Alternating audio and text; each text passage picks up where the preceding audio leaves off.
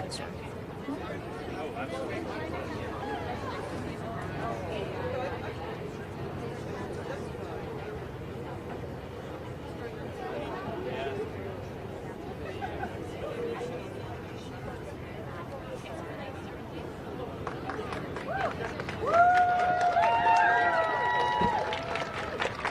Welcome to TIFF Live on the red carpet with Vanity Fair. I'm one of your co-hosts, Mike Hogan, Digital Director of Vanity Fair. And I'm Katie Rich, the Deputy Editor of VanityFair.com, and we're here at the premiere of Chappaquiddick.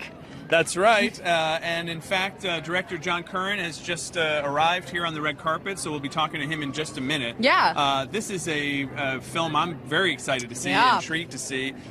Recreates the kind of infamous incident in 1969 when Ted Kennedy had a car accident with a young lady named Mary Jo Kopechne in the car. She drowned, and so began a seemingly sordid saga that's going to be recreated with Jason Clarke playing Ted Kennedy and Kate Mara playing Mary Jo. Yeah. And a great cast all around.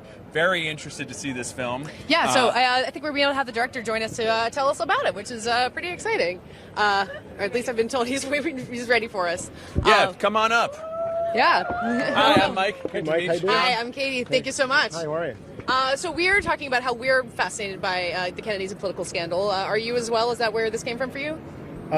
Sorry, say that again? Oh, we're fascinated by Kennedys and political scandal. How about you? I'm interested in both of them separately and sometimes together, but yes. So what was it that made this project something that you had to do? The script was amazing. Jason Clarke I knew was attached, and I've worked with him before, and he's an old friend, so that was a big incentive for me.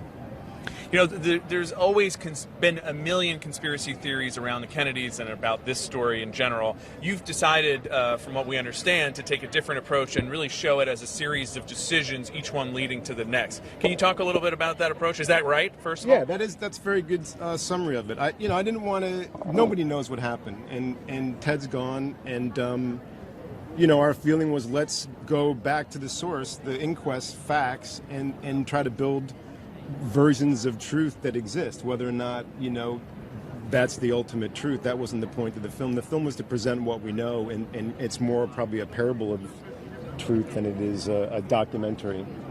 Have you got any sense that there are people who maybe think that they know exactly what happened, like pushing back or trying to get their version of the story in there, or are you guys just sticking so much to the facts that people won't really be able to argue with what's presented? I think that the story has become a myth and become its own legend, I think that there are still some people alive that maybe know different facts than are presented in the film, but nobody else does. And I think the point was to create a portrait of Ted where he's a paradox, where you're forced to have to make your own decision about him, not the film itself to give you that answer. And would you say there's something about Jason Clarke where he tends to play these kind of conflicted, complicated characters? What makes him so good at that, do you think? I think that Jason's a very sensitive person, and he's interested in human frailty. I think he likes to mine that in himself as an actor, and I think that in the stories that he selects, that's what he's drawn to. Mm-hmm. So the thing that I find interesting that I don't think I knew is that the Apollo moon landing plays a big part in this as kind of something that was happening afterwards. Can you talk about how that fits in with the story that I thought I knew but obviously didn't? Well, I didn't. That was the big surprise of the script for me. I was 9 when this happened, and I was forced to watch TV for the week that the moon landing was happening, and I vaguely remember something about Ted Kennedy because we were living at the time in New Jersey, next door to the town where the Kopechnes lived. So my town, we knew all about this incident. I was too young to really process it. But until I'd read the script, I'd completely forgotten that the moon landing was exactly the same weekend. So it's pretty incredible. I mean, it's arguably the greatest legacy of his older brother and then the worst legacy of Ted Kennedy.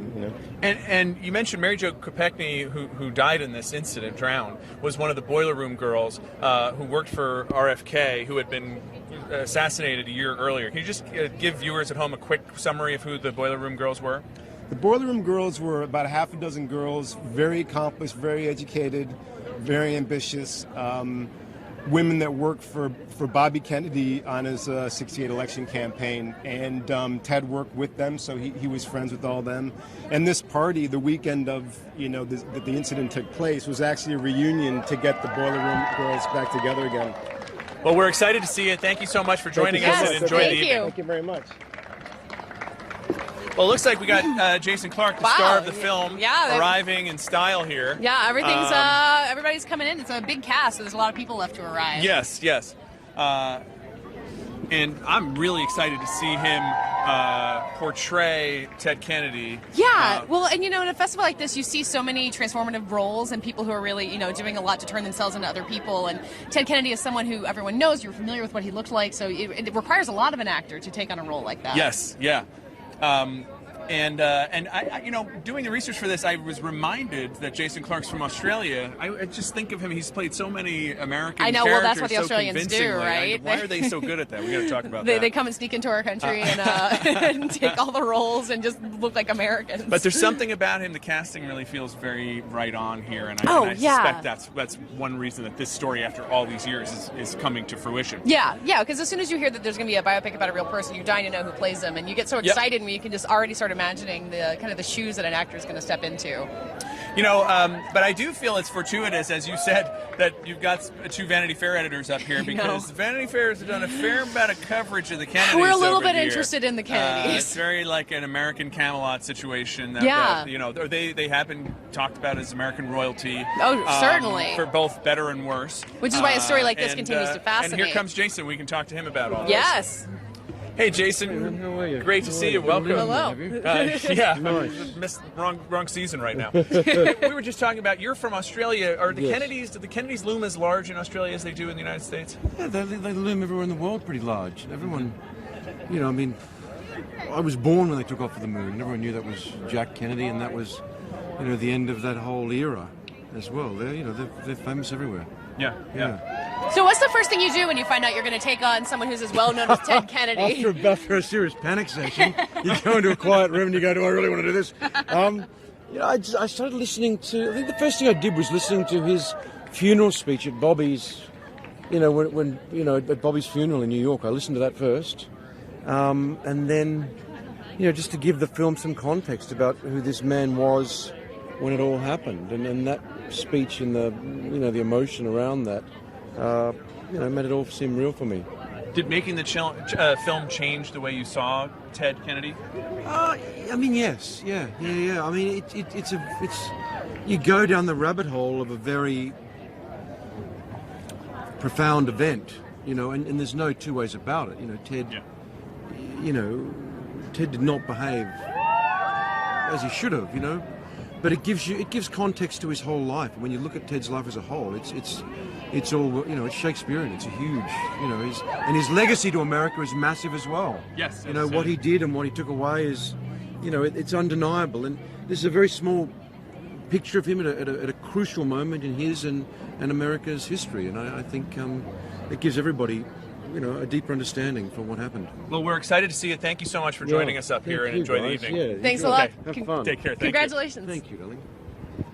Well, it's true. After this incident, Yeah. where really, it was an enormous scandal, and Teddy was seen at that time as a sort of, hard drinking rascal at best. Yeah. He ended up becoming one of the most legendary senators, Well, of all time. you think about the healthcare debate that's been happening really recently. Like, that's his legacy. Even that, when he wasn't even in the Senate anymore, you know, he's been dead several years now. So it's amazing to kind of see how, when you work in a Senate that long, you have that kind of position, how far-reaching your legacy can be. Yeah. So I like that. Jason Clarke's kind of emphasizing that. This was a moment in time. Not his finest hour. But now we got Kate Mara here, plays Mary Jo Kopechne. She's signing some autographs and walking along, taking some selfies. Jim Everyone's Gaffigan been very generous. Welcome. Hello. Hi, Kate. Hi. Thanks for coming. I'm Mike. This is Kate. Hi. Thank you for joining us up here. My pleasure. So we are learning a lot, just learning about the film, about Mary Jo Kopechne and who she was and how instrumental she was in a campaign. Like, what did you learn about her and who this woman is? Well, I actually didn't know anything about her or about the incident. So when I read the script, for the first time, that was, you know, my first introduction to this sort of world. And I mean, I've always been really sort of fascinated by the Kennedys and that family, but I didn't know much about Mary Jo, so I definitely had to do my research, and she was a really, really, really bright woman. You know, this is not your first time through playing in a dark political world. How does the world of the film compare to the world of House of Cards that you were so fabulous at? Oh, well, thank you. I actually haven't seen the movie yet. Oh, okay. Neither have we. See it tonight for the first time. I'm really excited to see it. Yeah. But of course, yeah, there's lots of there are, I'm sure, lots of parallels to different political shows and films and things, but it's definitely tragic, but it's also really fascinating. And I mean, when I read the script, I couldn't put it down. Yeah. I feel like when you learn about, when you dive into a person like this, and the role of women in campaigns and in politics, I think is always kind of underrepresented. You know, you think about how few female politicians there are, and then these women who make these things possible. Do you feel kind of like a sense of duty that you have to tell the story of this woman that you didn't know, and make sure other people know not just that she died tragically, but had this kind of big role in things? Well, yeah, she was a very, very important person to the campaigns, and Bobby also really relied on her as well. So that was something that the director, John, and I had spoken about before we ever even began shooting. That was an important thing for us to get across, that she was, you know, a really important role in the Kennedys' lives. Yeah, and not just a tragic death. Yeah. Well, we're excited to see it for the first time with you. Thank Yes. We'll all be watching along. Thank you so much for joining us. Congratulations. Enjoy. Thank you. Oh, there we go. I love having everybody come up here and just have to confess their Kennedy obsessions. Yeah. We could do this all week. I know. It's like we were saying, like, we're Vanity Fair. We want everyone to talk about the Kennedys. Now here comes Jim Gaffigan. Come on up, sir. Yes. Hello. Great to see you. Hello. Thank you for joining us. us. Yeah, thank you for joining us. Having me. Listen, you know, you grew up Catholic. You talk about this did. a lot. Yeah. How do the Kennedys loom in your family mythology? Well, you know, Kennedys it's a big deal, but it's almost, the Kennedy thing is larger than that. It was fascinating just from a political dynasty standpoint, and also given where our politics is right now. It's like what happened in Chappaquiddick in this day and age of social media wouldn't stand up. Like, he would have been in jail, obviously. But you know, that's why this movie's important. It's like, you know, this horrible thing happened, but there's a lot of questions that remain to be answered. Like, he did a lot of good after this horrible mistake. Yeah. But I don't know. It's interesting. But that is interesting that the ways of manipulating power that you used to have in 1969 probably not effective anymore. No. There's new ways. Yeah, there's different ways. What Breitbart would have done with this, who knows? Right. No, it would not have been sustainable. And it's interesting because this movie's also been a long time coming, and it's almost like the fact that the movie wasn't made before is pretty impressive. Yes. Well, are you worried about summering in Martha's Vineyard now? No, I think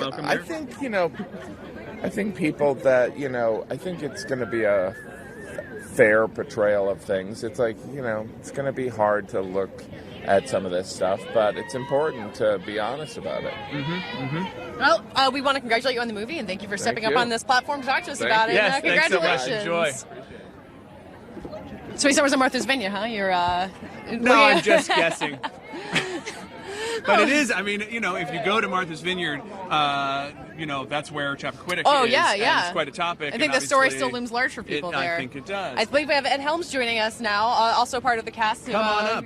Hi, Ed. Hello. Hey, guys. Mike, Hi. this is Katie. Welcome. Thanks for joining us. Cheers. So we've been talking to everybody about their relationship with the Kennedys and their legacy. How do they loom in your life growing up or now? Well, I am a Kennedy. I don't know if you knew that. Congratulations. Yes. You got the hair, you know. Well, thank you. You know, I grew up in a pretty politically aware and active family, and I was always very aware of the Kennedys and this event as well. So when I got this script, it was so riveting and sort of dramatic with all this drive, and it just felt like, yeah, I got to do this. Do you think a story like this can help us break through the sort of team sport aspect of politics, where everybody defends anything that the people on their side do or anything that the other people do? You try and get back down to the facts and just say, like, let's look at this for real. Well, what you just said is impossible. Okay, but we're trapped in this hell. That's a really lovely fantasy. No, but I know exactly what you mean, and I think what's really cool about this movie is that it is. I don't think it's a partisan. It's not like a sort of defense of Teddy Kennedy, but it's also not this like crazy indictment. It really just portrays him as a human who is caught in this undeniably crazy situation that started with a terrible accident. And I think I think that sort of even-handed look is a sort of step in the right direction, if that makes sense. Yeah. But I don't know that it's going to fix everything. Okay, well, I can't honestly say. Well, let's see the movie first and decide for ourselves. All right, let's see what happens. Well, congratulations on the movie. Thank you you for joining us up here, and we look forward to seeing it. All right, cheers. Thanks so much. Okay, take care. Take guys. care. Yeah.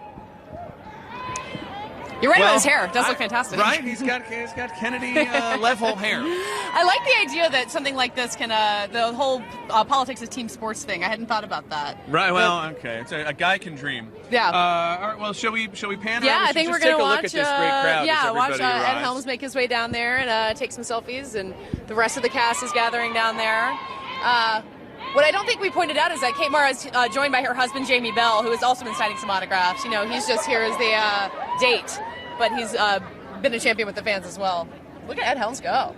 There's been a couple of significant others that have really lit up the red carpet. I know, which is so they're all interesting. named Jamie for some reason. That's true. Well, and then and Keith Urban, who came with Nicole Kidman, That's and that right. was Jamie Dornan and yeah, Jamie Bell and they Keith really Urban. made a splash.